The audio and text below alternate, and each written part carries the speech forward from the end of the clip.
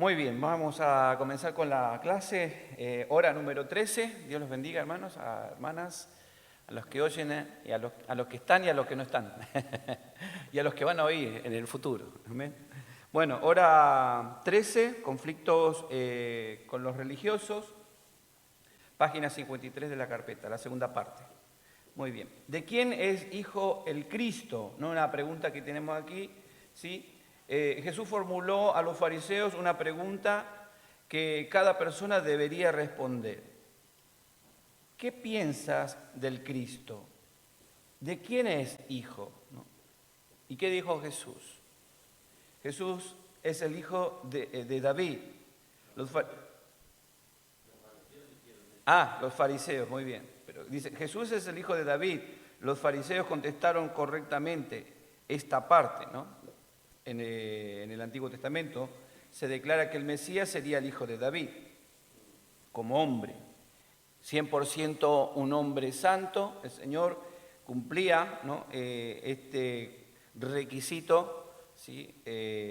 Porque Él venía de la descendencia de la realeza, ¿no? Que el Mesías estaba prometido que viene de la descendencia de David. Muy bien. Entonces los judíos respondieron bien, estos fariseos, como hombre, ¿no? Y Jesús era descendiente de David, según Mateo capítulo 1, ahí ya ustedes lo han leído. Sí. Y los líderes religiosos no correspondían con, como al mismo tiempo podía ser el hijo del Señor y de David. No llegaban a comprender la hipóstasis. ¿Se acuerdan que hablamos en algún momento de la hipóstasis? Esa palabra es complicada de explicarla, se estudia y se enseña mucho mejor en la materia de cristología, ¿no? Que en algún momento tendremos, si tenemos la oportunidad de enseñarla. La hipóstasis es algo, es lo que se podría decir, que se mezcla lo humano, ¿sí?, con lo divino. Y Juan habla de la hipóstasis, San Juan, el Evangelio de San Juan, cuando dice, en el principio era el Verbo, y el Verbo era Dios, y el Verbo, ¿no? ¿Se acuerdan de ese? Ya, entonces, San Juan capítulo 1:1. Ya hay, ese versículo explica, así básicamente y rápidamente, el tema de la hipóstasis. Lo que no podían comprender los fariseos es que Jesús tuviese esa parte divina en sí mismo, ¿no? Que él fuera el Hijo de Dios, ¿no? O que fuera descendiente de Dios. Entonces, esa era la problemática, y la problemática que tienen muchos cristianos también, al no interiorizarse en la palabra, no llegan a comprender esto que estamos hablando ahora. Ya nosotros lo vamos a tocar más adelante con mayor detalle, pero este era el problema, que ellos no podían comprender que Jesús tenía una parte humana y una parte divina, ¿sí? Y que Juan, en capítulo 1:1, señala, ¿no?, quién es Jesús. Entonces, dice, pero el justo camina por fe, dice, ¿no? Muchas cosas no comprendían, pero el justo camina por fe. Lo triste no es la falta de conocimiento de ellos, sino que cerraron su mente y no le preguntaron más. O sea, ellos se quedaron con eso, ¿no? Y porque ellos, el conocimiento de ellos les decía que el Mesías venía de un rey, y se quedaron con eso, ¿no? Sin ahondar en esto de la promesa de Dios, que el Mesías viene del cielo también, ¿no? En este caso, y que en Cristo se cumple esa promesa. Así que lo único que querían era matarlo, porque para ellos era una abominación lo que él estaba diciendo, ¿no? Dice que el Mesías venía de un rey, ¿no? Sí. El rey David, ¿no? Sí, claro, pero eso es en la parte humana. Pero Jesús no era solamente humano, era divino también. Por eso estoy diciendo, la hipóstasis representa esa mezcla divino con humano, ¿no? Que se explica, ¿entienden? Ya eso lo vamos a ver, ahora no tengo tiempo para explicarles porque tenemos que avanzar bastante. Pero es eso, esa confusión tenían ellos. Y ellos se quedaron con ¿qué? Con que, bueno, Jesús solamente era hombre, ¿sí? Que era descendiente de David, sí, está bien, pero él ¿no? Y se quedaron con eso, y por decir él que era hijo de Dios, o sea, que él era divino, entonces lo repudiaban, o sea, lo querían matar, en otras palabras, ¿no? Muy bien.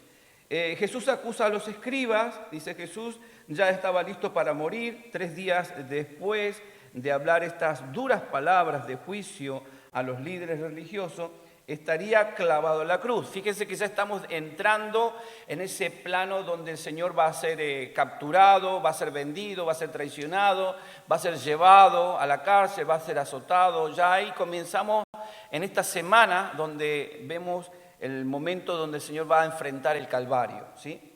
Estamos a poquitas palabras de esos momentos, ¿sí?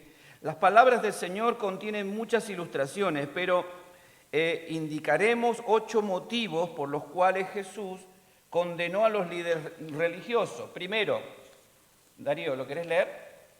Fuerte, así puede salir en la lectura. Muy bien. Primero, no pusieron en práctica lo que predicaban. Mateo 23:1-4. Segundo, hacían todo para recibir aplausos. Tercero, cerraron la puerta al reino de los cielos. Cuarto, sedujeron a otros para seguir sus malos caminos. Quinto, amaba el dinero más que a Dios. Sexto, ponían énfasis en las reglas pequeñas, pero ignoraban los principios enormes. Séptimo, limpiaban el exterior de la taza, pero dejaban el interior sucio. Octavo, perseguían a justos como Caín a Abel. Los judíos son un gran ejemplo de libre albedrío del hombre. Dios quiso juntarlos muchas veces. Era la voluntad de Dios, pero Dios no impone su voluntad sobre la gente. Estos líderes guiaron a la nación a rechazar voluntariamente al Cristo. Cada persona debe decidir aceptar o rechazar el camino de Dios. Ahí está, tenemos ese libre albedrío, estos judíos eran el ejemplo de esto, que ellos decidieron hacer la suya, ¿no? Como muchos viven una vida religiosa, pero hacen su vida conforme interpretan, ¿no?, los mandamientos de Dios. Bien, la ofrenda de la viuda, aquí hay una pregunta, dice, ¿qué enseñanza práctica obtenemos en este evento?, ¿no? Jesús sentado cerca de las arcas de las ofrendas, levantó la vista y vio a la gente echar sus ofrendas. También vio a una viuda echar 2 blancas, 2 moneditas, la moneda de menor valor. En este caso las blancas eran las más, es como decir 2 céntimos, una cosa así, ¿no? Él sabía que ella había dado todo lo que tenía, por eso dijo que su ofrenda valía mucho más que la fortuna que estaban dando los ricos. Había algo ahí muy importante porque en la escena de esta historia, ¿sí?, los judíos se entiende que ellos hacían sonar las monedas que llevaban en sus bolsas para mostrar, como leíamos anteriormente, que a ellos les gustaba ser visto por los hombres, ¿no? Hacían sonar las monedas para que la gente dijera, wow, cuánto que va a dar ese hermano, ¿no? Qué bueno, cómo ama la obra, ¿no? Como diciendo, él anhelaba eso. Entonces, esto nos enseña algo. ¿Qué enseñanza captan de esto ustedes? Práctica. ¿Qué pusiste, Humberto? Que puse que mucho dan porque tienen, ¿no? Tienen dinero, entonces dan y bueno. Pero al Señor le agrada a aquellas personas que dan lo que tienen, aunque sea poco, pero lo dan con un corazón gozoso. Hasta ahí no me da más para mí. Ya. ¿Otro? ¿Uno más? Yo puse que debemos dar lo que realmente tiene valor para nosotros. O sea, porque muchas veces lo que decían ahí que no es dar las sobras que nos queden, sino que realmente lo que para nosotros tiene valor, que nos cueste darlo, creo que es lo que realmente debemos dar. Bien. Sí, tiene que ver con esa dependencia de Dios, porque lo que el Señor les hace mirar. Acuérdense que el Señor era un observador nato, acuérdense que lo que compartí ayer. Él observa, Él se va al lugar de las ofrendas con los discípulos para mostrarle, porque Él ya había visto esto. Entonces les va a enseñar a los discípulos acerca de dar justamente, pero en ese dar, reconocer que lo que está dando no provino del cielo, lo proveyó Dios. Es lo que está mostrando este caso. Porque al mirar a la viuda, dice, y lo dio todo, ¿no? Como diciendo, yo lo doy todo porque confío en el que me dio esto, ¿no? Porque esa blanca era la comida de un día. Y ella era una viuda. La condición de mujer, la condición de viudez, de ancianidad, de desprecio ante la sociedad, de no tener ayuda en el medio ambiente.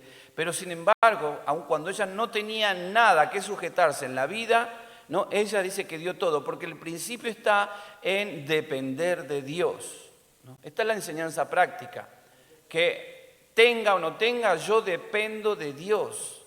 Hay gente que es agarrada y se guarda, ¿no? ¿Cuántas personas han muerto, ¿no? Con el dinero escondido debajo del colchón o escondido debajo de algún lugar?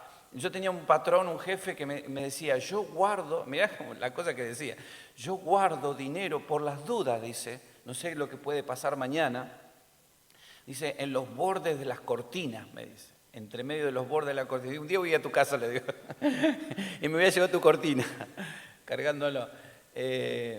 Pero hay gente que se ha encontrado en demoliciones de casa, gente de casas de madera, gente que metía dinero entre los pliegues de la madera o entre los pliegues del empapelado. Fíjense. O sea, pero esa gente murió y ese dinero quedó para otro. Porque dependían de qué, de algo, ¿no? La gente que depende de algo y no de Dios, ¿no?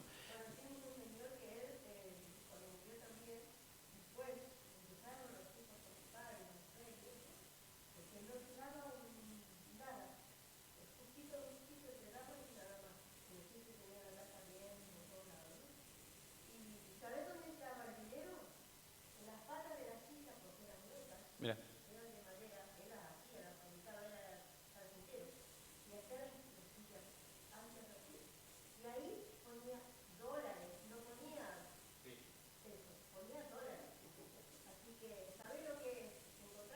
Bien. Bueno, y así, historia de diferente. Mirá, una más para la carretilla. Y sí, la gente se muere, ¿no? Gente que debajo del colchón o debajo de las baldosas de la casa. Infinidad de historias con respecto a este tema. ¿Por qué?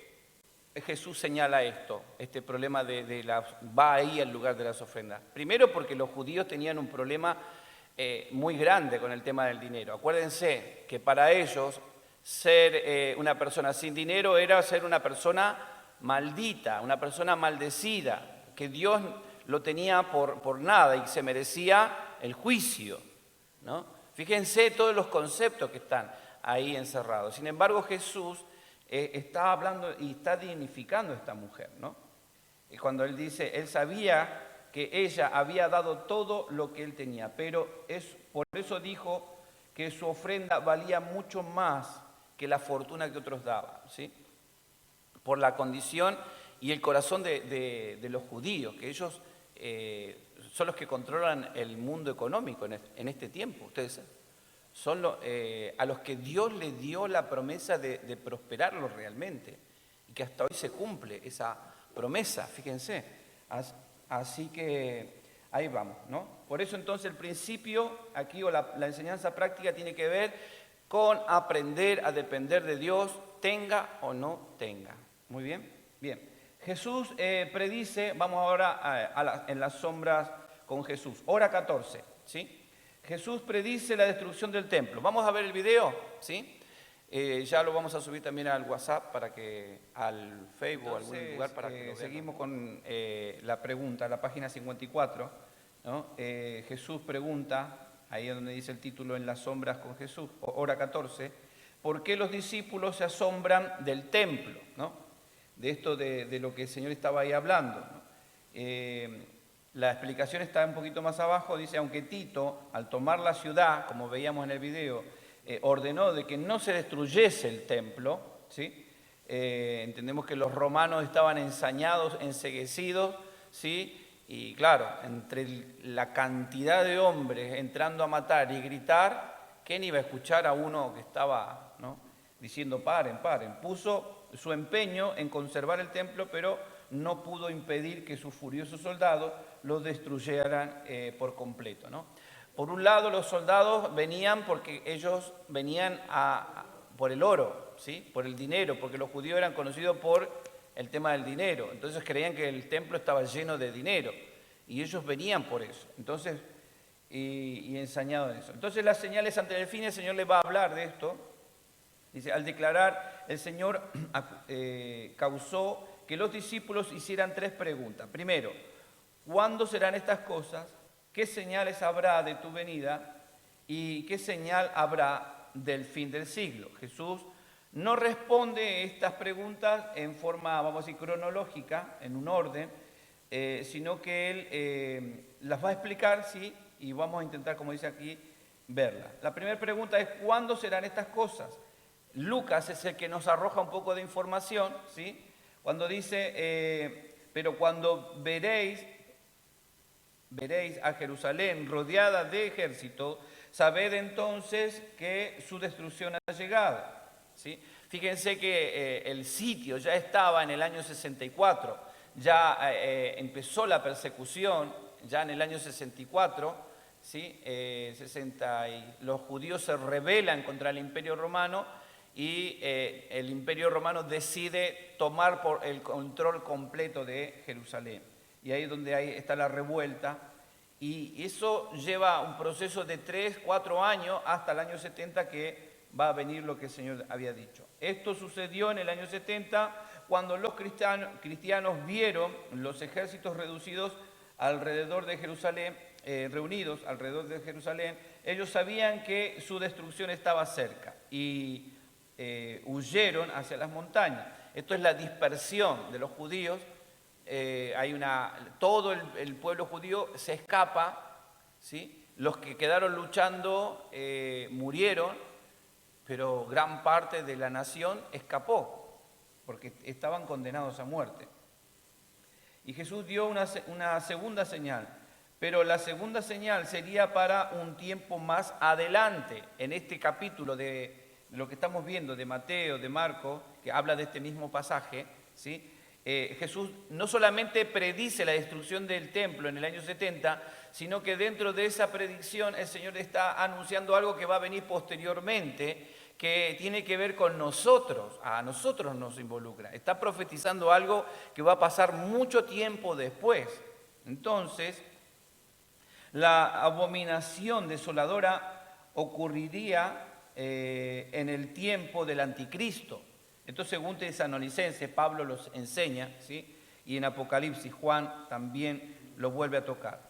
En medio de los 7 años de tribulación, cuando el anticristo levante un ídolo en el templo de Jerusalén, o sea, va a pasar mucho tiempo y el templo de Jerusalén va a ser reconstruido, ¿sí? Pero para que el templo hoy en nuestro tiempo sea reconstruido, ¿sí? Actualizamos esta palabra. ¿Qué tiene que ocurrir? Tiene que ocurrir una guerra, va a haber una guerra. ¿Cómo está ahora Jerusalén en este tiempo? Señales, ¿no? Hay rumores de guerras, ¿no? Ahí está todo esto que el capítulo 24 está señalando, nos está marcando este tiempo. ¿La guerra de Jerusalén ahora con esto? Lo que está pasando ahora. Exacto. Sí, el temor es que realmente Israel está ensañado, porque ellos quieren construir el templo, primero porque es el tiempo. Hay un tiempo señalado para ellos. Ellos no lo van a construir porque se les ocurrió, sino porque ellos se basan sobre los escritos de la Biblia. Siguen al pie de la letra y quieren reconstruir el templo. Tienen todo preparado. Sí, exacto. Pero entonces este templo que los judíos van a volver a construir ahora en nuestros tiempos, no sé qué tiempo será, pero va a haber una guerra previamente ante eso. Va a haber un periodo, ¿sí? Un periodo muy fuerte que es el periodo de la gran tribulación, ¿sí? Que es un periodo de 7 años, ¿sí? Esto lo vamos a estudiar, si Dios quiere, en Apocalipsis. Esto se va a ver mucho mejor explicado, o cuando toquemos las cartas de Pablo en alguna de las tesalonicenses, que habla de eso. Bien, cuando el anticristo levante un ídolo en el templo de Jerusalén y rompa el pacto de los judíos, deberán huir de la ciudad. Otra vez, ¿no? Viene lo mismo. Sí, entonces, 3 lecciones podemos aprender del templo de Jerusalén, ¿sí? Para nuestro tiempo, para nuestras vidas. ¿Cuál? Primero, Dios juzgará a todas las personas que no se arrepientan. Dios ve el futuro y Dios puede proteger a los suyos. 3 cosas fundamentales que están ahí dentro de eso. Ahora, página 55, Dios preparó una manera de escapar, y lo podemos ver a la luz de la Biblia, ¿sí? De muchas escenas donde a los suyos el Señor, aun cuando venía el juicio, el Señor siempre les rescató. Y ahí tenemos algunos ejemplos, como por ejemplo Noé, ¿sí? El Señor, el diluvio, pero a Noé y su familia los rescató. Dios preparó de una manera que Lot también, cuando Sodoma y Gomorra fueron destruidas por fuego y azufre, también los ángeles rescataron a Lot. También hizo con los israelitas antes de jugar a Egipto, ¿no? En el momento de que Moisés tiene que llevar al pueblo de Israel, sacar al pueblo de Israel de Egipto, ¿sí? Y la muerte va a llegar y matar a todos los primogénitos. Entonces el Señor les manda pintar sus dinteles con puertas y el pueblo es rescatado, ¿no? Una vez más. Ahora, Él ha preparado una manera de escape para la iglesia, y esto lo vemos en la palabra, ¿sí? Antes que vengan las plagas de Apocalipsis. Eso ya lo vamos a estudiar también en el libro de Apocalipsis. ¿Qué señal habrá del fin del siglo? La otra pregunta, Jesús dijo que podemos esperar, que sucedan al menos 5 acontecimientos antes que llegue el final de los tiempos. Habrá división en las religiones, 15.000 religiones en el mundo. Estos datos ya están caducados porque ahora hay más de estos números. Estos son, porque esta carpeta se armó hace muchos años atrás. Entonces, ya con datos más actualizados, esto es más. Así que ustedes pónganle más a eso. Habrá guerra entre las naciones, 80 guerras en los 35 años de aquí para atrás, pongámosle, ¿sí? O 45 años de aquí para atrás, mejor dicho, han habido 80 guerras en el mundo muy fuertes, ¿no? En todo el mundo, están registradas estadísticamente. Habrán desastres naturales, enfermedades, los terremotos, los tsunamis, continúan. Esa época que se escribió murieron 34.000 niños, en esa época que se escribió la carpeta hoy mueren más. Hoy creo que lo veíamos la vez pasada, a 160.000 la mortandad. ¿Por qué? Porque es por el hambre, las enfermedades, ¿sí?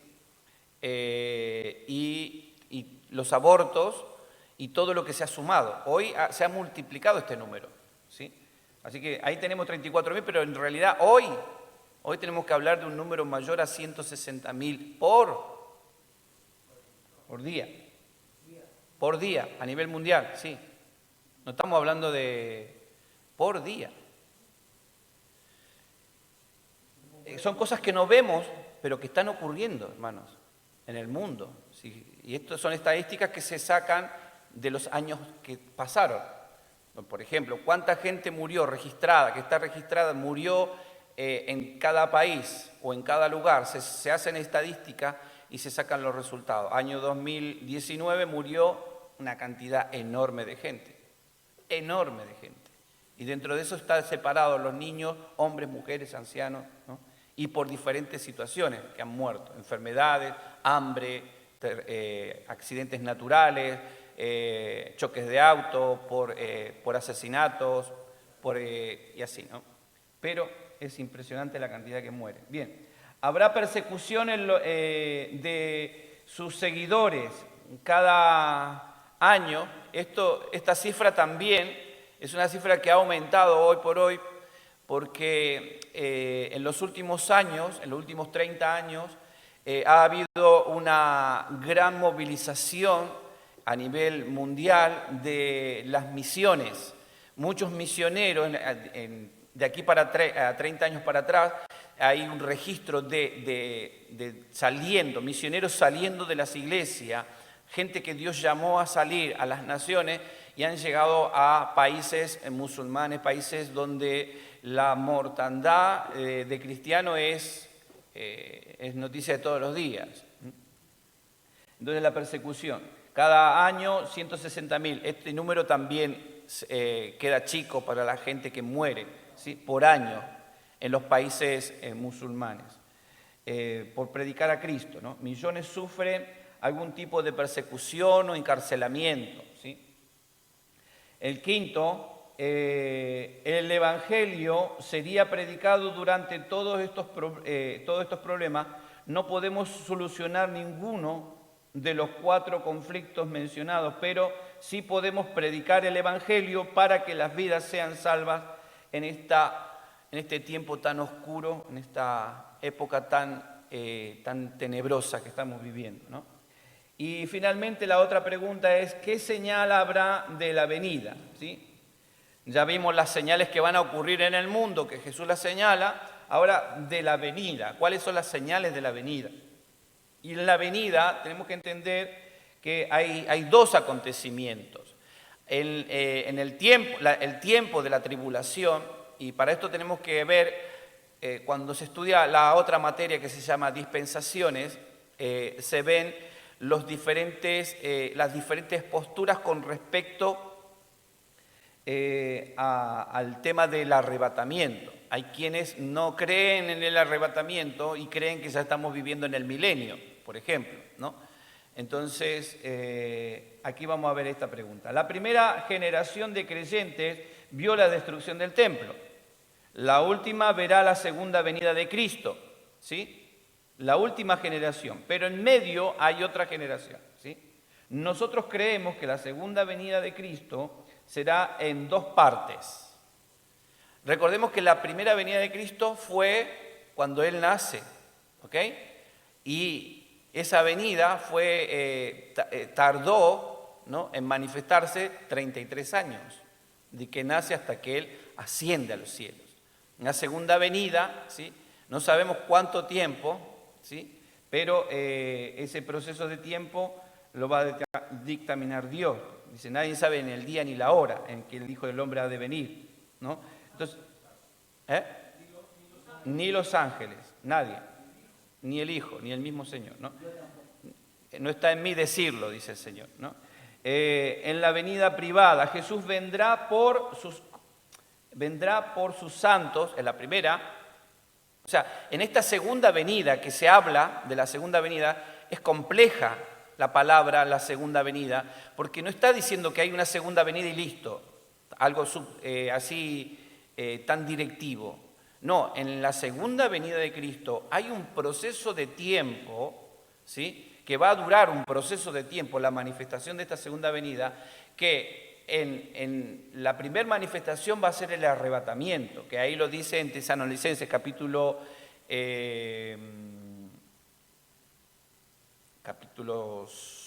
ay, no me acuerdo ahora, en el capítulo 4, primera de Tesalonicenses 4, 16 y 17 habla de, ¿no?, y los muertos en Cristo resucitarán primero y luego nosotros los que hayamos quedado seremos arrebatados juntamente con él. Pablo está diciendo acerca del arrebatamiento, ¿no?, ese momento de la manifestación de la venida de Cristo.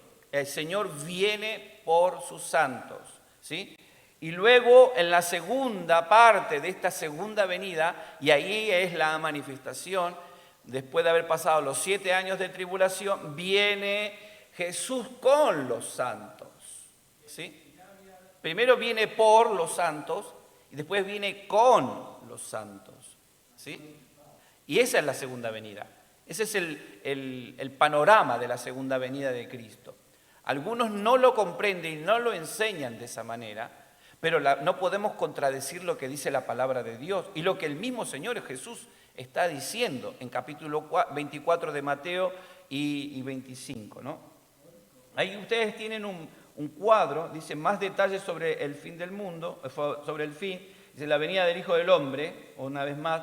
No es fácil comprender lo que sucederá en este periodo de la historia. Ahora vemos en parte, como dice Pablo, ¿sí? Pero ya veremos completamente, ¿no? Cuando el Señor se revele. Por tanto, debemos predicar y enseñar humildemente, ¿no?, lo que el Señor nos ha enseñado. Creemos que existen dos etapas para la segunda venida de Cristo. Primero, Jesús volverá para arrebatar a la iglesia o levantar a la iglesia, y solo los creyentes verán al Señor en ese tiempo, ¿sí? Solamente los creyentes. Ahí tenemos todos los versículos que respaldan esta doctrina. Creemos que ese rapto ocurrirá antes de los 7 años de la tribulación. Nosotros predicamos que la iglesia no va a estar para el tiempo de la tribulación. Si hoy estamos viviendo tiempos terribles que parecen tiempos de tribulación, la iglesia no va a estar en la verdadera tribulación. Será días del lloro y el crujir de dientes, cosa que el hombre nunca ha visto. Mire, si nosotros vimos la matanza de los judíos por Hitler, que fue terrible, que eso fue terrible, y la Biblia dice que el hombre todavía no ha visto toda la maldad que va a haber en el mundo. O sea que es terrible lo que va a pasar en la tribulación.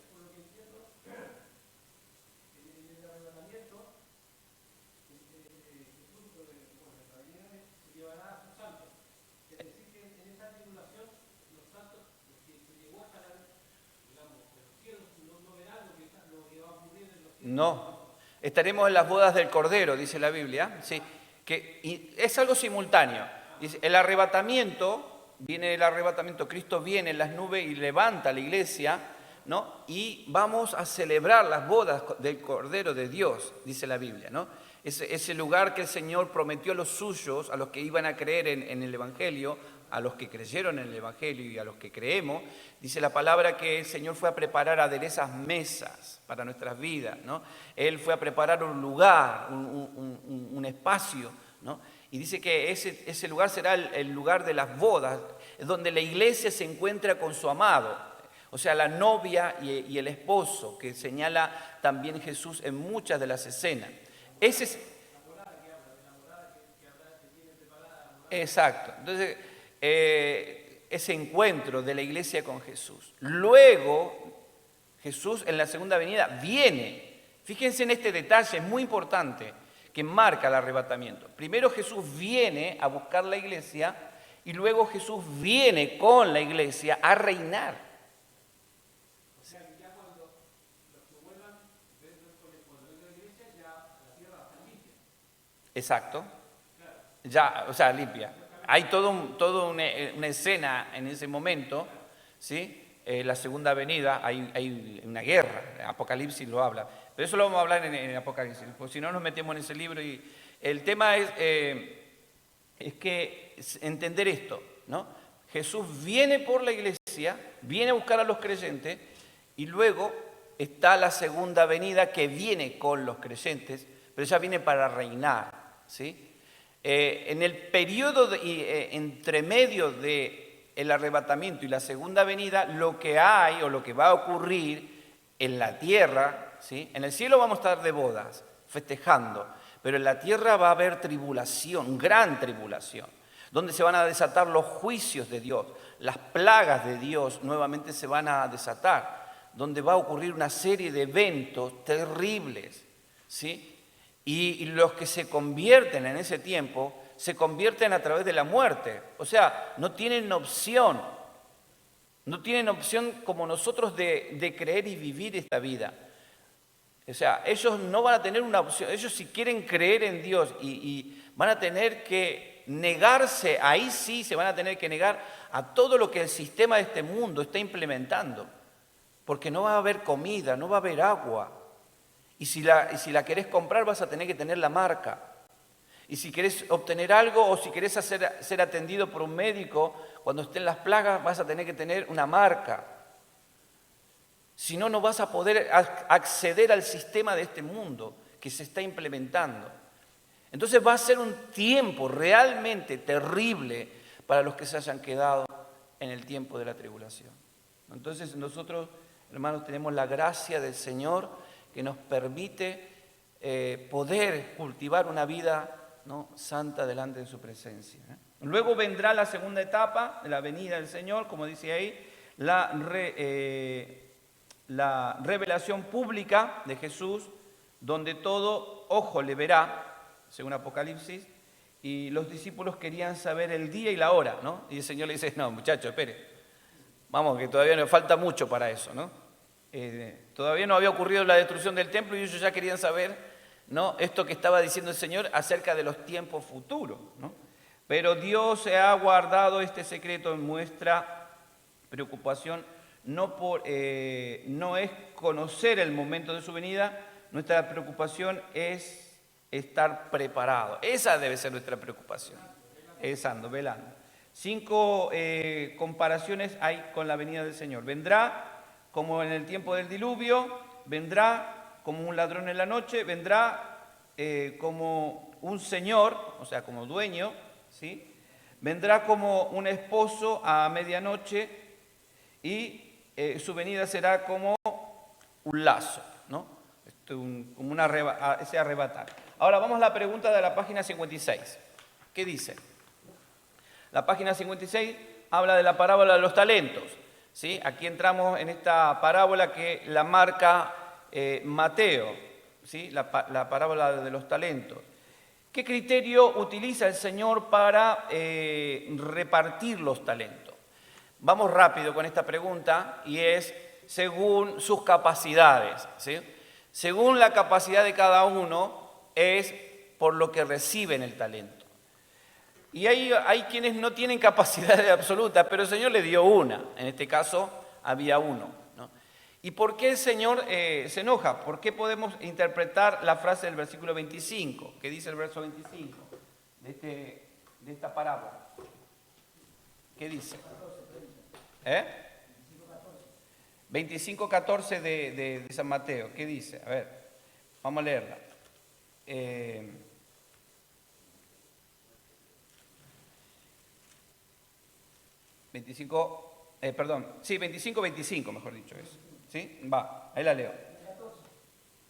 Dice, por lo cual tuve miedo, y esto lo está diciendo aquel que había recibido un talento, ¿no? Dice, por lo cual tuve miedo y fui y escondí tu talento en la tierra. Aquí tienes lo que es tuyo, ¿no? ¿Por qué hace esta interpretación? ¿Qué pasó aquí con esta persona? ¿Cómo podemos interpretar esta frase de él? Él no fue capaz de arriesgar.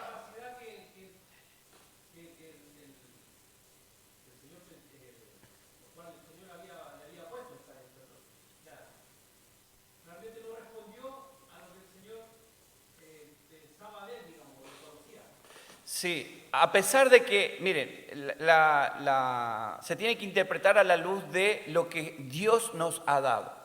Si Dios se jugó dándonos a su Hijo para nuestra salvación, ¿no? Este hombre no fue capaz de jugarse por multiplicar ese talento. No era poca cosa un talento, ¿no? Recordemos que un talento era, según los talentos, habían talentos de plata y de oro, ¿sí? Pero se cree que este talento era uno de esos talentos de oro, que era el valor del sueldo de un año, ¿sí? Entonces, era mucho, no era poco, era mucho, y él lo tenía, y él lo escondió. No fue capaz, ¿no?, de jugarse por eso, por amor, de hacer algo, porque él conocía a Dios, pero sin embargo, dice él, prefirió no jugarse. Y hay quienes tienen, y esto tiene que ver con el Evangelio, porque va a venir un texto más abajo que habla acerca de al que tiene le será quitado, y al que no tiene, lo que no tiene, vamos a leerlo, porque estoy leyendo mal. Porque al que tiene le será dado y tendrá más. y al que no tiene, aún lo que tiene le será quitado. ¿Qué quiere decir esto?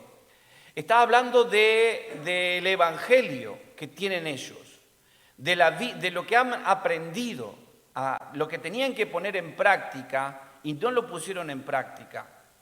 Eso y lo poco que pudieran haber tenido se les va a quitar y no tendrán la posibilidad de vivir el evangelio, de vivir las prácticas del Señor. Pero al que tiene se le dará más. ¿Esto qué quiere decir? El que busca del Señor, el que vive del Señor, el que practica la palabra del Señor, dice, se le dará más. Hay gente ¿cuánta gente ha dejado el estudio, por ejemplo? Si lo vemos a la luz de esta palabra, dice, lo que tienen les será quitado. Porque no buscaron más, porque no se arriesgaron a hacer algo más o a esforzarse en eso. Con esto tiene que ver, ¿no? De que muchas veces no nos jugamos por el Señor. No nos arriesgamos, no nos esforzamos, no somos capaces, ¿no? Preferimos poner otras cosas por delante, ¿no? Que nos justifican en muchos casos, pero que no avalan esto que el Señor está esperando de nosotros, que nosotros nos juguemos. Bueno, ahí contesté el verso 29. Vamos, seguimos el comienzo, página 56, hora 18. Dice, el juicio a las naciones, ¿sí? Dice la parábola. ¿Puedes leerla, Javi? Fuerte. Ahí, sí, el libro. La parábola de las ovejas y los cabritos nos muestra otra verdadera sobre... Fuerte. La parábola de la oveja y los cabritos nos muestran otra verdadera sobre el regreso de Cristo. Esta segunda venida no será en humillaciones, sino en gloria. No vendrá solo, sino con los santos ángeles. No vendrá a ser crucificado por pecadores, sino a juzgar a los que lo rechazaron. Y no vendrá de forma privada, sino que todas las naciones lo sabrán y se reunirán delante de él. Esta segunda venida dividirá a la gente en dos grupos. Ahí está. Vamos a decirlo corto, los benditos y los malditos, sería eso. Esos son los dos grupos que señala, porque después ustedes abajo tienen, ¿no?, las diferencias. Sí, pero lo que no está dentro y ustedes tienen que poner dos palabras, ¿sí?, escribir dos palabras, es los benditos y los malditos, ¿sí? Esos son los dos grupos. Acuérdense que el Señor ahora viene no a morir, sino viene a juzgar la tierra, ¿no?, a los que le rechazaron. O sea que todos los que quedaron hasta antes del arrebatamiento, y todos los que quedaron, que no se jugaron por el Señor en el tiempo de la tribulación y no dieron sus vidas por el Señor y se quedaron, cuando el Señor viene a completar esa segunda venida, Él viene a juzgar a estas personas. ¿Ok? ¿Lo tenemos ahí? Los benditos y los malditos. Si leen la parábola, van a ver que dice, los benditos, habla de eso, ¿sí? Quiero avanzar porque si no, no nos detenemos. Bien, el complot para prender a Jesús. Ahora entramos en el momento de la hora en que Jesús es traicionado, o va a ser traicionado, ¿sí? Página 56.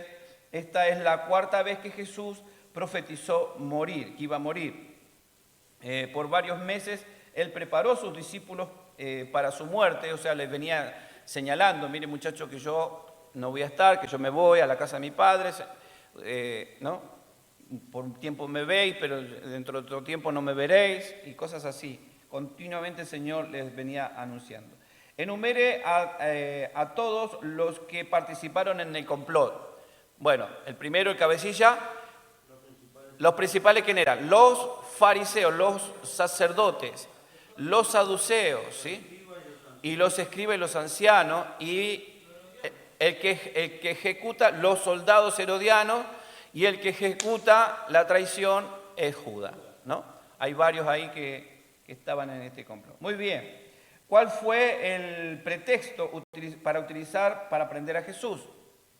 El beso, ¿no? ¿Se acuerdan? El beso de Judas. ¿Está?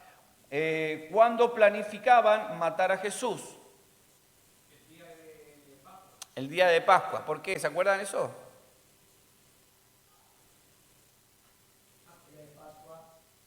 Porque en el día de Pascua se entregaba, se soltaba a un ladrón como un tiempo de gracia, ¿sí? ¿Y qué pasaba? Ahí había uno que era un revolucionario, ¿sí? Y ellos dijeron, ese día, planificaron todo para ese día, y entonces dijeron, vamos a poner a soltarle lo que el pueblo quiere, al político, a este revolucionario que la gente ama, ¿no? Que las multitudes lo alaban también, ¿no? Barrabás.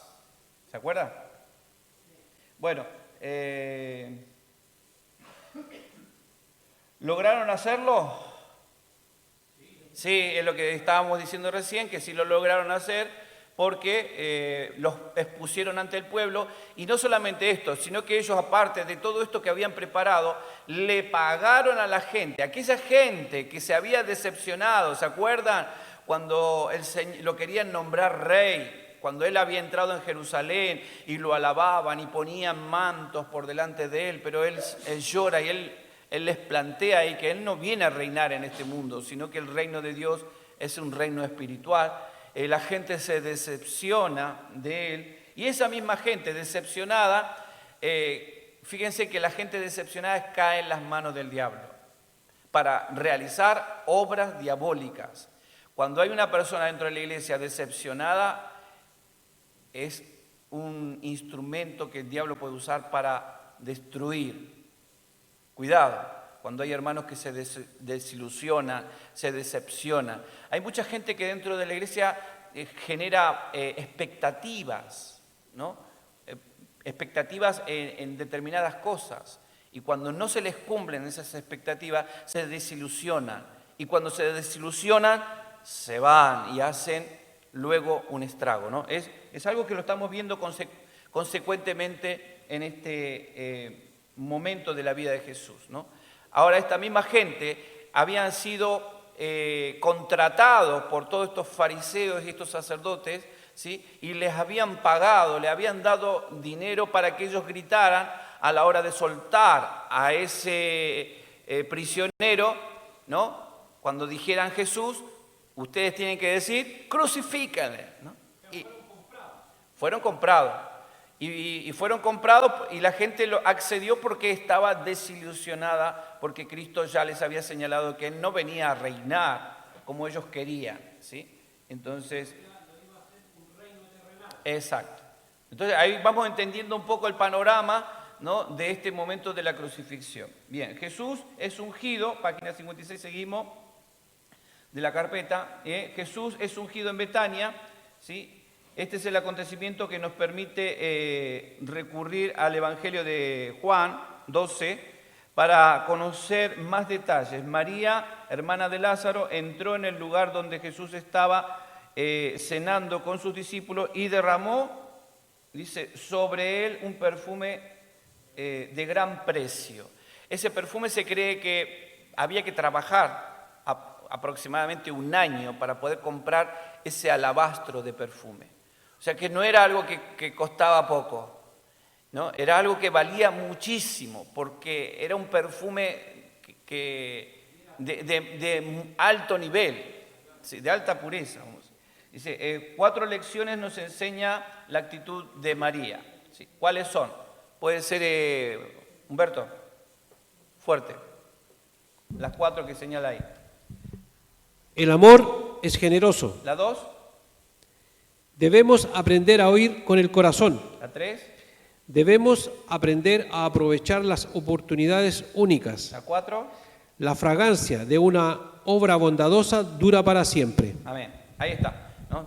Resumidamente, en palabras, ¿no? Encontramos esos 4 principios. Ahora, según Juan, capítulo 12, 4, ¿quién fue el discípulo que produjo un malestar entre los reunidos? Porque ¿cuál era el problema de Judas? Judas era judío, y no solamente que era judío, era el tesorero, y no solamente eso, que él tenía un problema, Judas.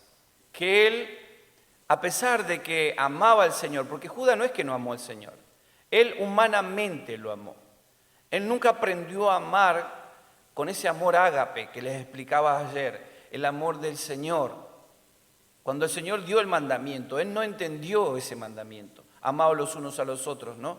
Como yo os he amado. Eso hasta el punto de dar la vida por el otro. Él nunca lo entendió. Él tenía una gran desilusión porque él era revolucionario. Él era partidario político, ¿sí? Entonces, él estaba decepcionado porque Jesús no iba a reinar. Y era uno de los más cercanos al Señor. Claro, él se acercó a Jesús con el propósito de estar más cerca de él, porque él creía, él quería ver en primer plano cuando Jesús se levantaba contra los romanos. Exacto, sí, sí, exacto. Por eso se acercó, ¿no? a Jesús.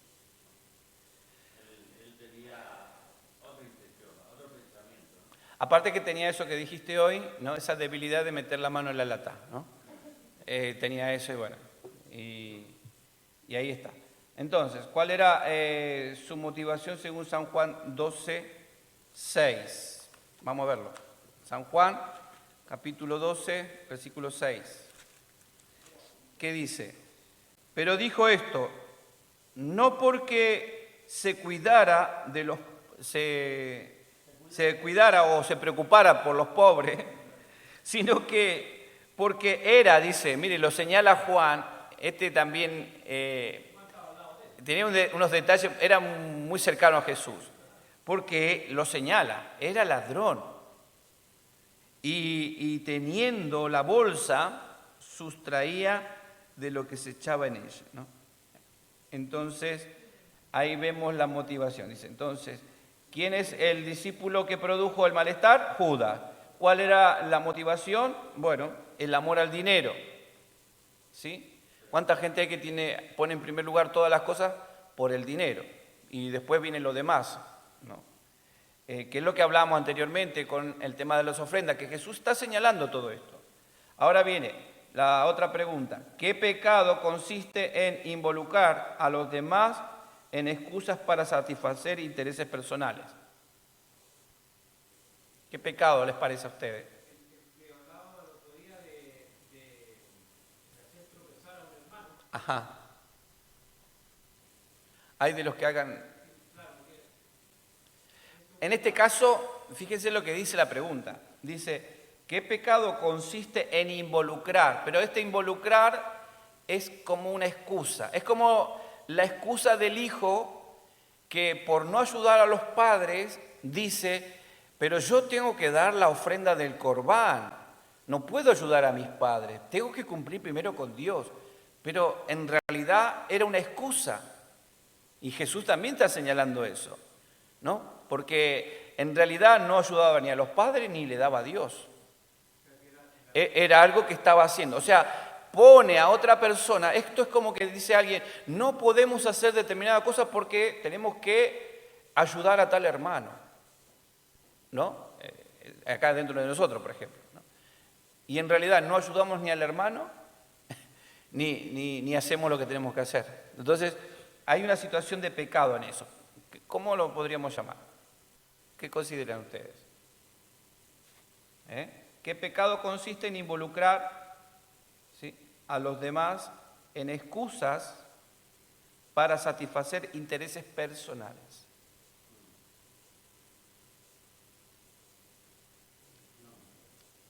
Podemos decir el engaño,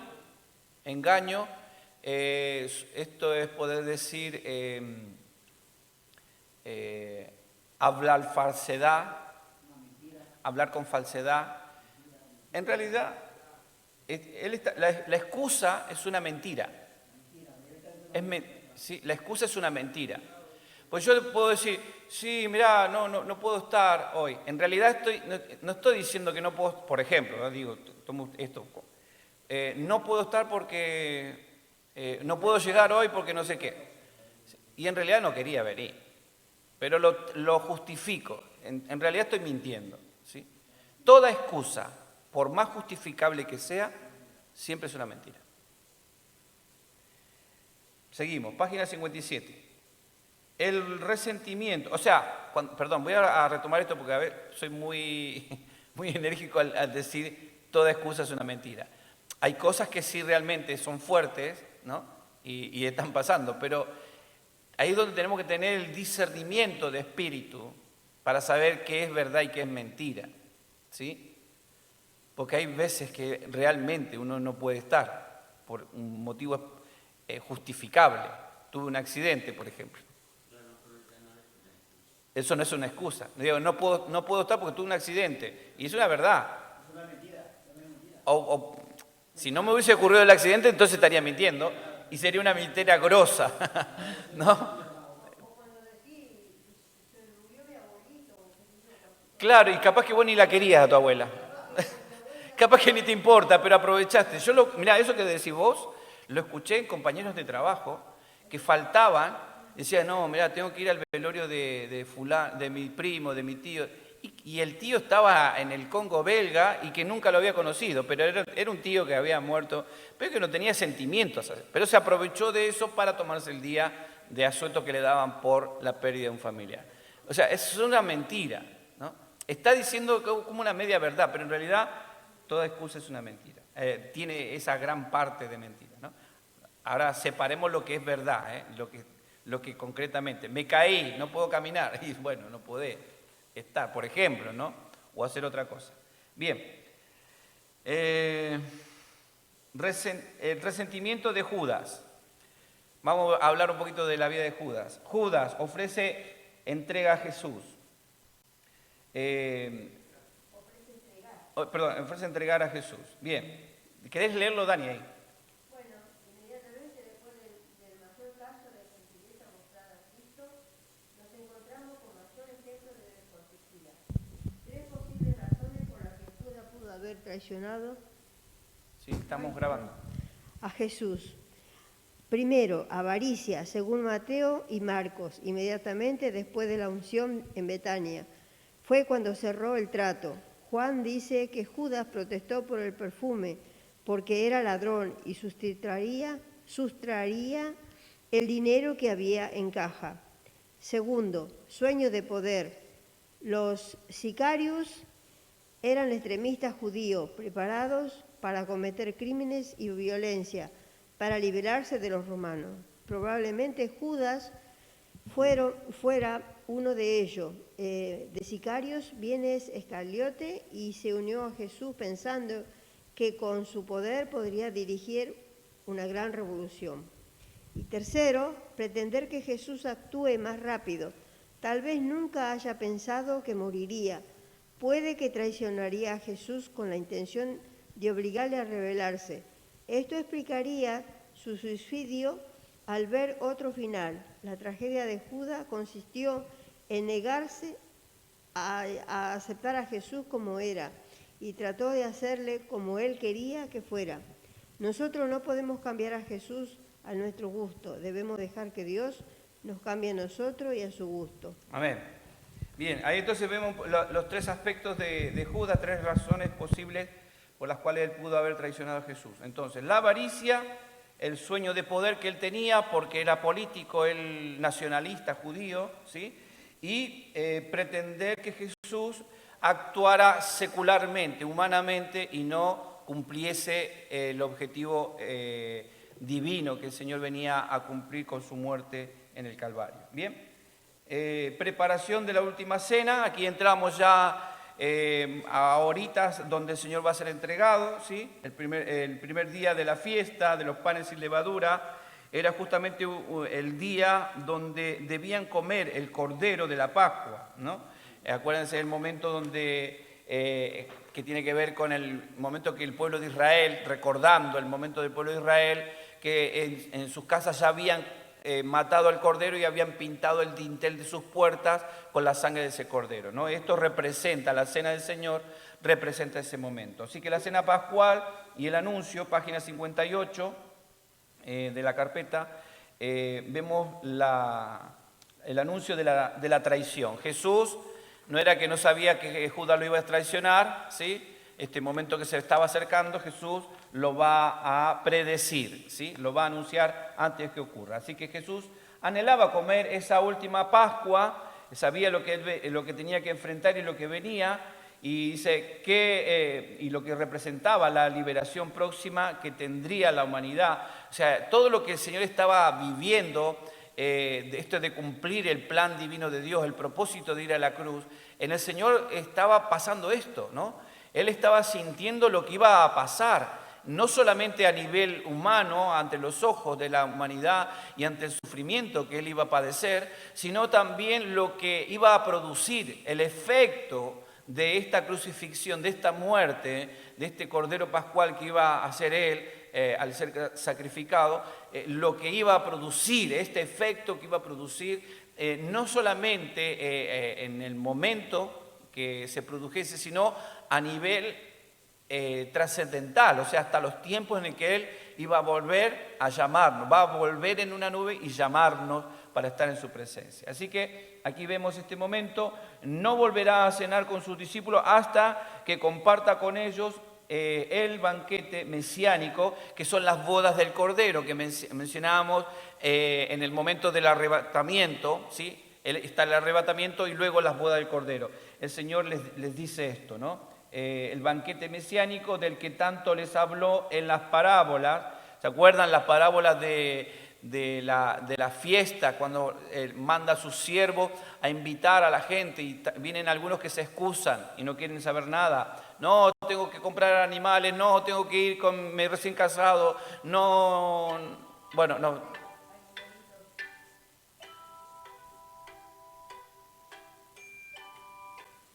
Y entonces el Señor ya, pero uno de los 12 sería el instrumento por el cual nuestro Cordero sería el sacrificio perfecto del pecado. Viene la pregunta, Dios destinó a Judas para la condenación. ¿Era Judas el que estaba señalado, marcado con una X? Este es el que va a traicionar a Jesús. ¿Lo traicionó? ¿Cuándo lo traiciona? Cuando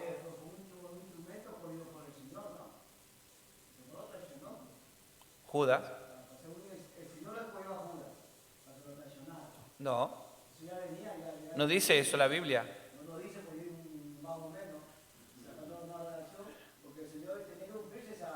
¿Pero qué leímos antes? ¿Qué leímos antes? En la página 57, no, la profecía dice que uno le iba a entregar, sí, pero no dice quién es el que lo va a entregar. Podía haber sido cualquiera de los 12 que estaban ahí, pero por la debilidad y la falta de conversión, el diablo utilizó a Judas. Porque es lo que dijimos anteriormente, cuando tú no estás conforme, cuando tú estás desanimado, cuando tú estás decepcionado, cuando no se hace lo que vos querés y te vas y dejás y abandonás, que es lo que hizo Judas, pero fue por la condición que él escogió vivir, porque él tuvo la misma posibilidad que todos los demás discípulos de convertirse y de creer en el Señor. Pero sin embargo él no creyó, Judas nunca creyó que Jesús era el Mesías. Era como los judíos fariseos que no comprendía que estaba la hipóstasis en Jesús, que Jesús era 100% hombre y 100% divino. Judas nunca entendió eso, porque él era un revolucionario, él quería poder, él era avaro, ¿sí? Él quería dirigir a otros, cambiar a otros, pero él no quería cambiar. Esa era la postura de Judas. Y por eso lo utilizó el diablo. Él fue tentado por su debilidad, porque a él le pagaron 30 monedas de plata y entregó al Señor, a los fariseos. ¿Cuál es, no, ese momento cuando el Señor está en el monte orando y lo vienen a buscar? Ya lo dijimos. ¿Quiénes? Todos los que participaron en la traición, ¿no? Y Judas viene y ¿cómo señala quién es Jesús en ese momento? Con un beso, con un abrazo.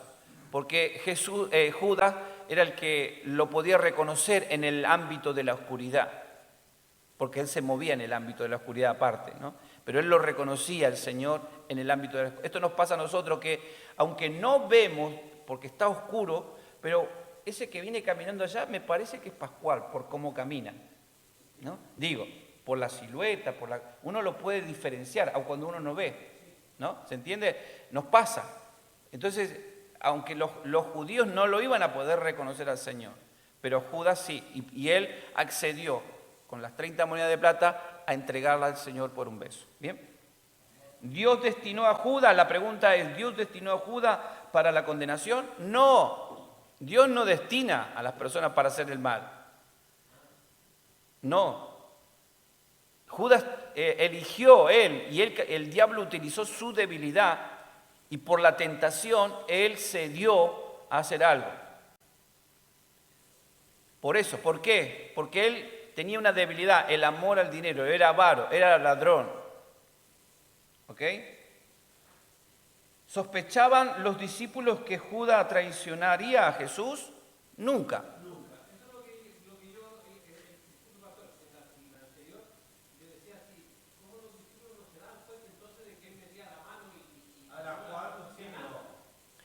Ahora el Señor da una parábola. ¿Se acuerdan en las bodas, aquel que habían venido todos, pero había uno que no estaba vestido de boda? Y el Señor le dijo, echadlo fuera, donde es el lloro y el crujir de dientes, en la tiniebla. Ese que no estaba vestido de... Bueno, tiene que ver un poco con esto, ¿no? Judas estaba con ellos, pero no era de ellos. Está. Por eso Judas, el Judas que escribe el Evangelio, que escribe la carta de Judas, que no es el Judas Iscariote, sino es otro Judas, ¿sí? Ese Judas dice, estaban entre nosotros, pero no eran de nosotros. ¿Por qué? Es lo que decía el domingo, muchos están en la iglesia, pero no caminan con Jesús, no viven como Jesús nos manda a vivir. Entonces, hacen su vida. Creemos que porque están aquí o porque entraron en la iglesia. No. Y eso es lo que le pasaba a Judas. Era un traidor en todos sus aspectos. Aunque estaba con el Señor, él no honraba al Señor como él debía honrar. Ahora, no, sí. Los discípulos no sospechaban. Podemos decir que el único que sospechaba, que es el que relata, Juan, porque lo señala, le dice, es el que metía la mano. Pero era el único, porque era el que estaba dentro del entorno de Jesús. Él sabía, él era como el que pispiaba, ¿no? El Señor lo sabía. Juan era el allegado de Jesús. Recuerden que Jesús tenía una relación íntima de un amor, no solamente ágape, sino un amor de amigo, de hermano hacia Juan, el discípulo amado, ¿sí? Que tiene que ver con ese amor natural, pero también ese amor divino. Había algo muy especial sobre eso. Y él sabía muchas cosas de Jesús. Bien, la cena del Señor, la Santa Cena. ¿Qué dice Darío, por fin? Sí. La Santa Cena. Los profetas utilizaban ilustraciones para que su mensaje sea más claro. Jesús utilizó una ilustración con dos partes que perdurarían por los siglos. El pan que partió el Señor representa el cuerpo de Cristo. Él es nuestro pan de vida. Para mantenernos vivos espiritualmente debemos mantener nuestra comunión con Cristo. El fruto de la vid, la copa que compartió el Señor representa su sangre. El derramamiento de sangre es necesario para obtener el perdón. Sin el derramamiento de sangre no había pacto entre Dios y los judíos. La sangre de Cristo fue derramada para traer perdón hoy. Dios solo perdona a los que vienen a Él a través de la sangre de Jesucristo. Tomar el pan y la copa significa que estamos de acuerdo con vivir según el pacto de Dios. Estamos de acuerdo a acercarnos a Dios a través de la sangre de Jesucristo. Y estamos de acuerdo con ser compañeros de Dios en su misión de alcanzar a los perdidos. Aquí hay algo muy importante porque a la hora de participar nosotros de la Santa Cena, ¿sí?, estos dos puntos que estamos señalando, que acaba de leer Darío, son muy importantes porque si nosotros no lo estamos cumpliendo, el día del Señor, ¿sí?, cuando se nos pida cuenta, nosotros al compartir el pan y el vino, como dice aquí el pasaje, estamos diciendo al tomar y al comer que estamos de acuerdo. Pero si yo en ese acuerdo no cumplo el acuerdo, ¿cómo me ven o cómo me van a ver? ¿Qué va a ocurrir si yo no les cumplo un acuerdo a ustedes? ¿Cómo me van a ver a mí? A los ojos humanos sería un mentiroso, un charlatán, un falso, ¿no?, una serie de cosas, ¿no? Al no cumplir el acuerdo, una persona en la cual no se puede confiar. Cuando no cumplimos ese pacto que cada día que compartimos la Santa Cena, comemos el pan y el vino, y no cumplimos con el Señor esto que dice aquí, ¿no?, de ponernos de acuerdo en qué, que a través de la sangre de Jesucristo estamos de acuerdo a ser compañeros de Dios. Estamos de acuerdo a llevar el Evangelio en la misión, a predicar el Evangelio. Estamos de acuerdo. Y cuando no cumplimos con este acuerdo, cuando no realizamos esto, o sea, cuando yo camino lejos de Dios o cuando no predico el Evangelio, entonces estoy rompiendo el acuerdo que hice el domingo pasado o el anterior.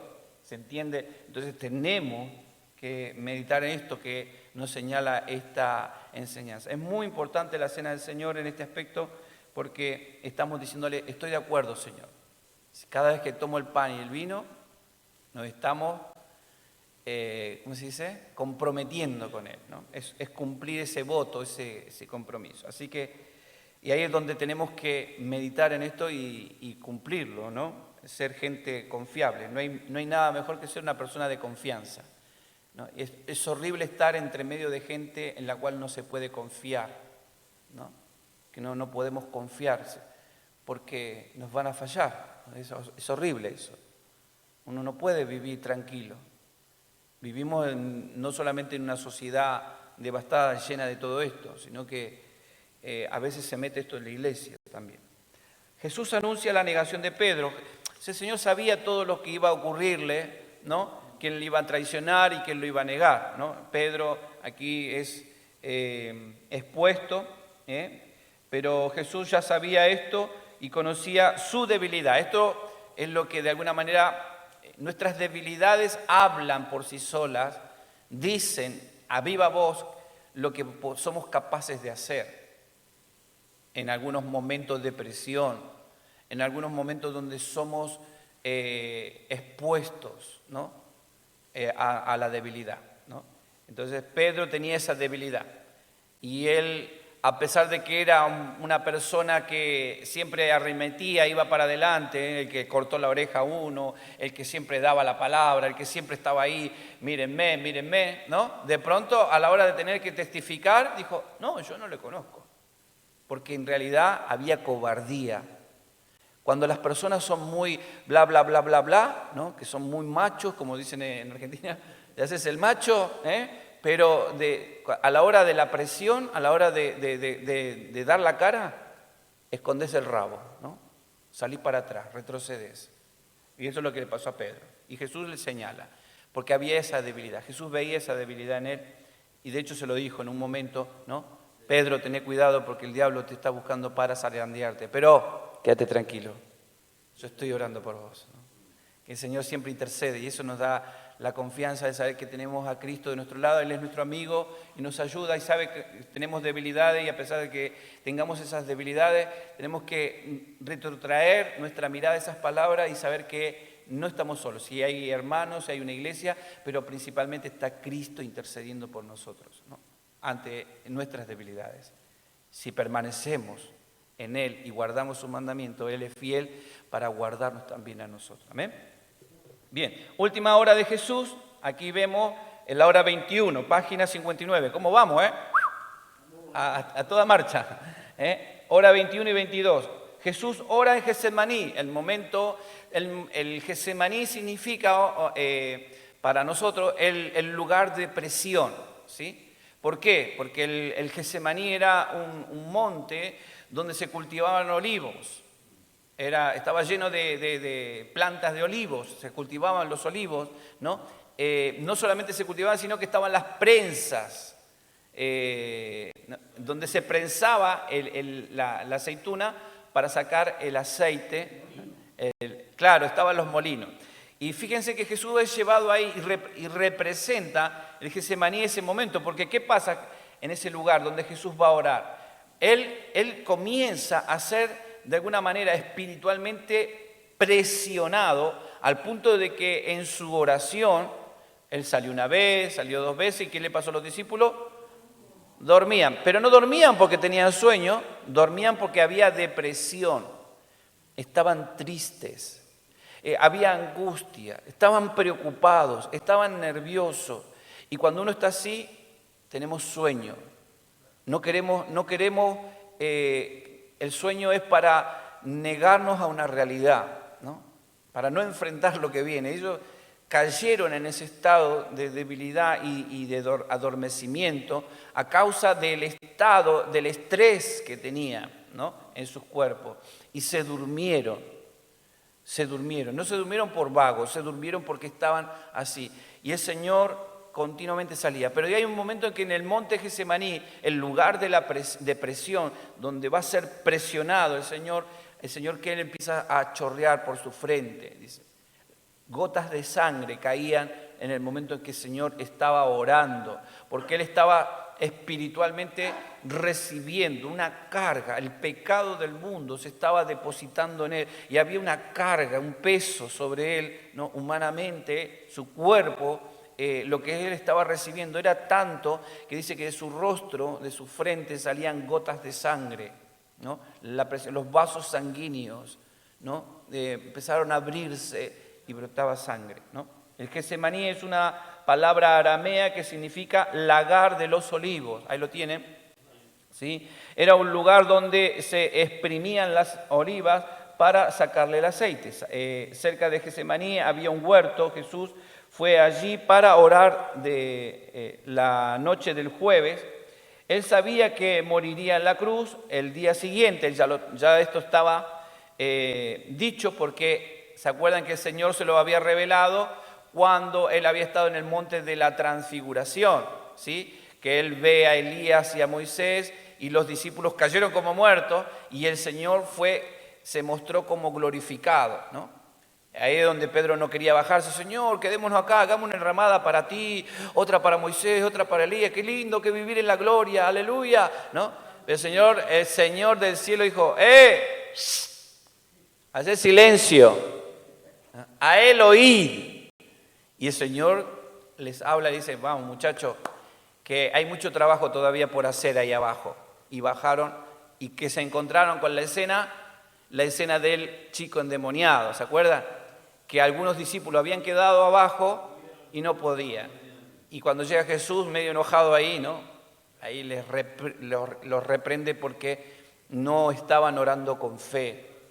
No porque se habían quedado, no estaban teniendo una relación con el Señor y por lo tanto estaban viendo. Bueno, el monte de los olivos, ¿no? El Getsemaní. Él sabía que moriría en la cruz el día siguiente. Getsemaní nos enseña 5 maneras de atravesar. Pascual, ¿puedes leerlo? ¿Tenés para leer?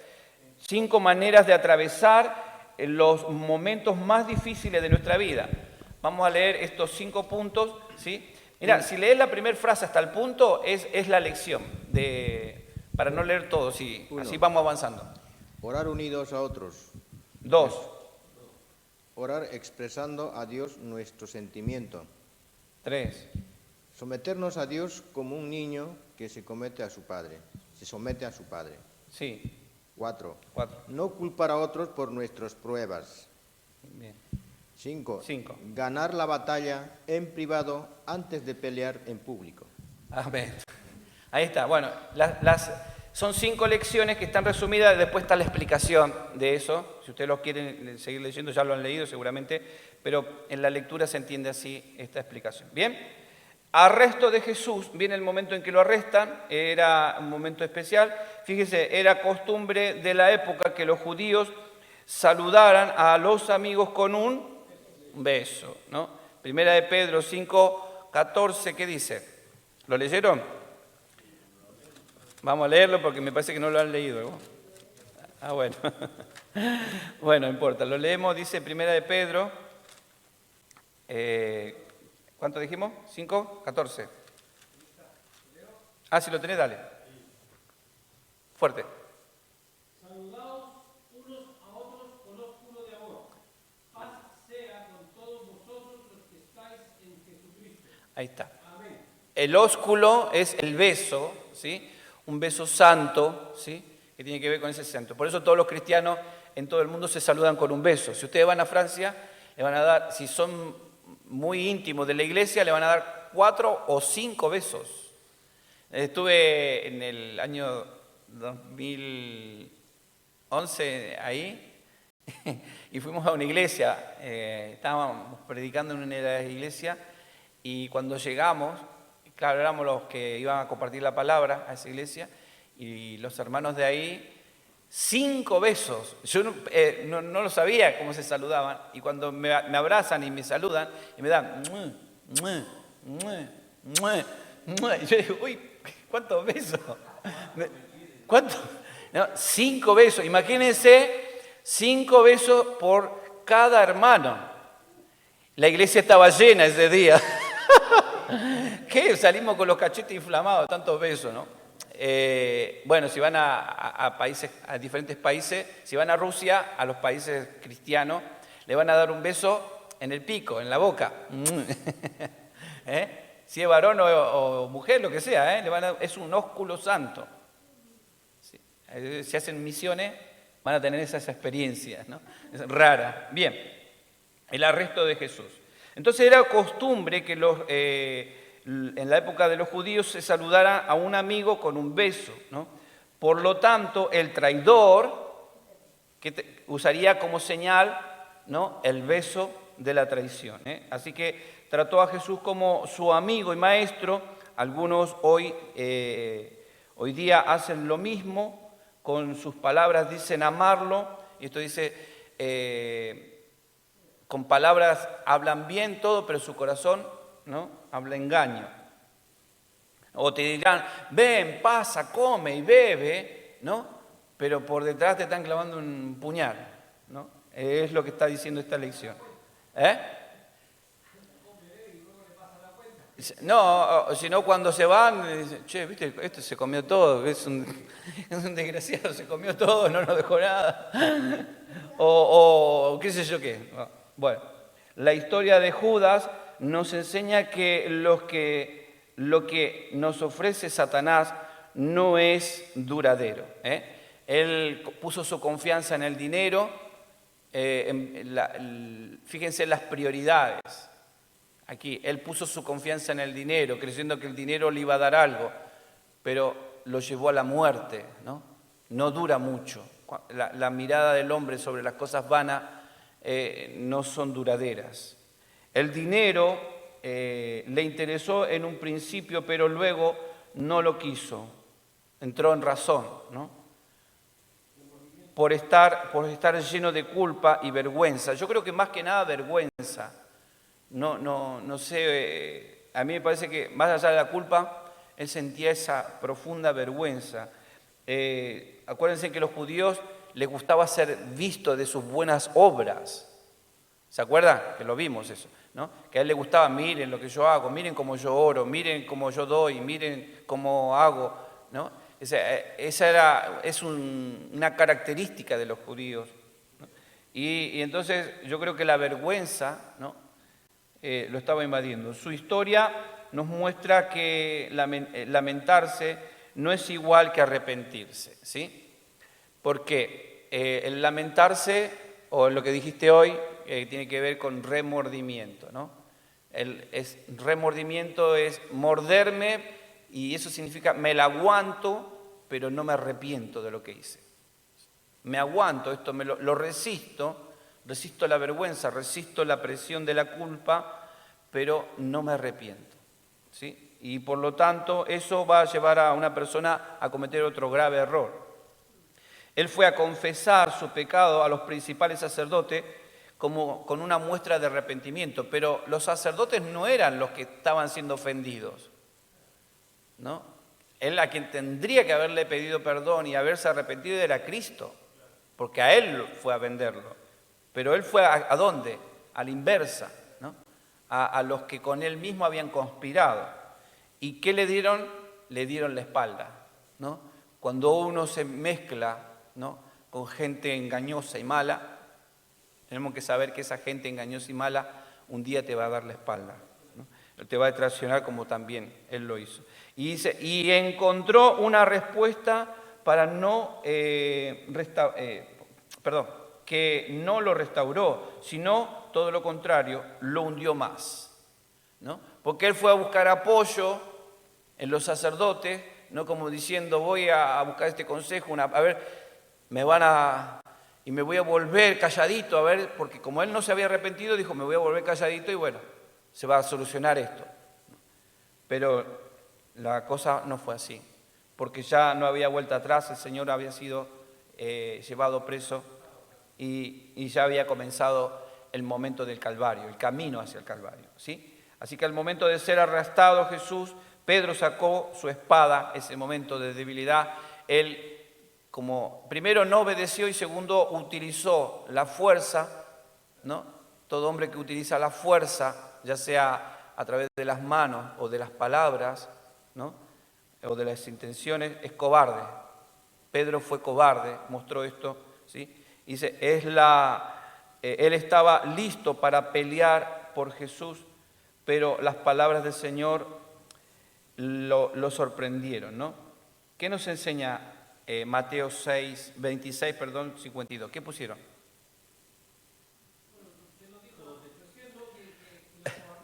Claro, la cobardía, ¿no? El acto, ese reflejo de utilizar un arma, ¿sí? Es un acto de autodefensa, ¿sí? Él se estaba defendiendo, él no estaba defendiendo al Señor, ¿no? Porque él se vio acosado por todos los que vinieron a rodearlo. De hecho, el Señor les había dicho, muchachos, no hagan nada, ustedes quédense en el molde, quédense tranquilos, ¿no?, que esto va a pasar rápido, porque él ya les venía anunciando esto, pero ellos no lo habían entendido hasta que llegó ese momento, y dado ese momento, Pedro, en vez, ¿no?, de reaccionar como el Señor les había enseñado, él reacciona humanamente, que esa reacción humana es de debilidad. Saben que el que grita es débil, en realidad. A veces no sale, pero es una debilidad. O sea, yo puedo ser una persona gritona, o sea, gritona en el sentido de que me enojo y le grito a alguien, porque es una debilidad, aunque yo lo esté enseñando, es una debilidad que tengo que aprender a tener control y dominio propio para no ejercerlo. Pero es una debilidad. Las palabras que yo pueda utilizar, que son agresivas, son una debilidad de uno mismo. Entonces, que muestra justamente esa defensa, porque uno cree que cuando va con esa agresividad va a superar al otro. En realidad está haciendo algo, demostrando justamente una cobardía, ¿no? Es ser cobarde, ¿no? Bien, Jesús ante el concilio y la negación de Pedro, ¿sí? Primeramente llevaron al Señor al Sanedrín. ¿Qué era el Sanedrín? ¿Se acuerdan? Era el lugar donde estaban todos los sacerdotes, ¿qué más? Los fariseos, los saduceos, los escribas, los ancianos, ¿sí? Muy bien. No, Darío, lo tenemos acá. Bien, te dieron duro ahí, ¿eh? Bueno, primeramente llevaron al Señor al Sanedrín, entonces, y debían encontrarlo culpable allí para luego condenarlo ante las autoridades. Buscaron falsos testigos o testimonios contra Jesús, ante los cuales Cristo callaba, fíjense, no se defendía, callaba, para sorpresa del tribunal. Le preguntaban y él calladito la boca, ¿no? ¿Qué profecía cumplía el silencio de Jesús? ¿Qué profecía cumplía?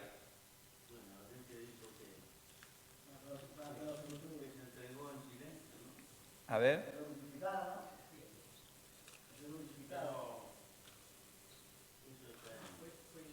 A ver.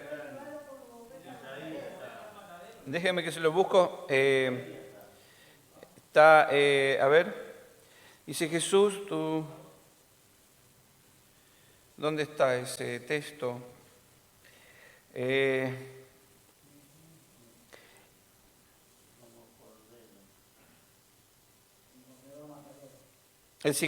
Isaías 53.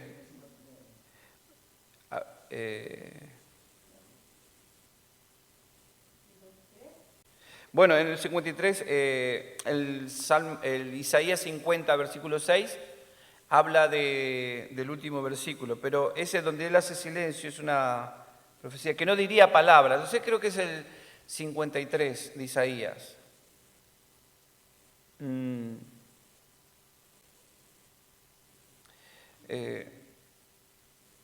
¿Dónde estaba ese texto?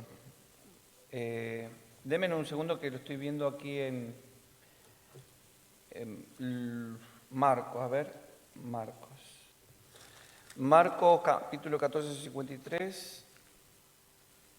Marcos capítulo 14, 53. A ver si me dice acá.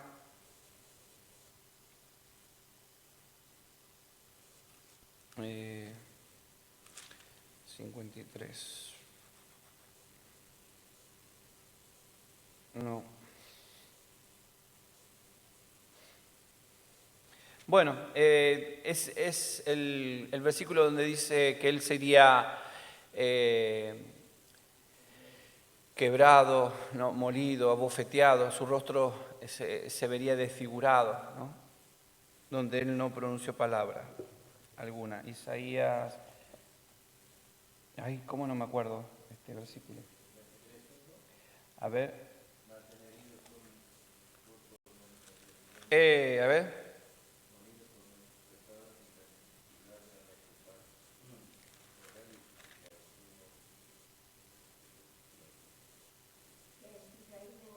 Sí. Que no dijo palabra.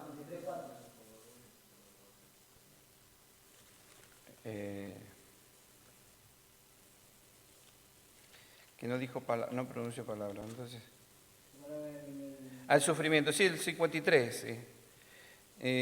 Dice, despreciado, 53.3, dice, despreciado y despechado entre los hombres, varón de dolores, experimentado en quebranto, y como escondimos de él su rostro, fue menospreciado y no lo estimamos. Ciertamente llevó él nuestras enfermedades, sufrió nuestros dolores y soportó, y nosotros le tuvimos por azotado, por herido de Dios y abatido. Mas el herido fue por nuestras rebeliones, molido por nuestros pecados, el castigo de nuestra paz fue sobre él, y por sus llagas fuimos nosotros curados. Todos nosotros nos descarriamos como oveja, cada cual se apartó por su camino, mas Jehová cargó en él el pecado de todos nosotros. Angustiado él y afligido, ahí está, no abrió su boca, como cordero fue llevado al matadero, y como oveja delante de sus trasquiladores enmudeció y no abrió su boca. Esto es lo que, ahí está el texto. Bien, Isaías entonces 53:7. Bien, gracias Pascual. Muy bien. Entonces, ¿qué profecía? La de Isaías 53:7. ¿Está? Ahora dice, al preguntar el sumo sacerdote sobre si era el Cristo, el Hijo de Dios, Jesús respondió, tú lo has dicho, dándoles lugar a juzgarlo como blasfemo. ¿Sí? Entonces, en Levítico, capítulo 24, 16, hay una pregunta aquí que dice, ¿qué decía la ley acerca del castigo de la blasfemia? ¿Lo encontraron? ¿Qué decía? No lo encontraron, ese. El Levítico, ¿qué dice? 24, ¿cuánto? No, 24, Levítico 24, 16. Fuerte, fuerte. Y el que perdón.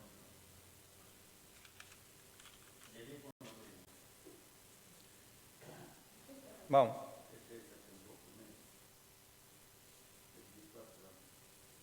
Y el que blasfemare el nombre de Jehová ha de ser muerto. Toda la congregación lo apedrará, así el extranjero como el natural, si blasfemare el nombre, que muera. Bueno, ahí está, esa es la respuesta a la pregunta, ¿eh? ¿La tienen entonces? Sí, tenía que morir. Eso es lo que decía la ley. Por eso los judíos buscaban hacer eso. Bien. Mientras tanto, Pedro, sentado fuera del palacio, esperaba entre los sirvientes del sumo sacerdote, y cuando fue reconocido como un seguidor del Señor, le negó firmemente. Entonces cantó el gallo y se acordó ¿de qué? De las palabras de Jesús. ¿Cantó el gallo 3 veces o Pedro negó 3 veces? Después que el gallo cantó 3 veces, Pedro lo negó. 2 veces o 3?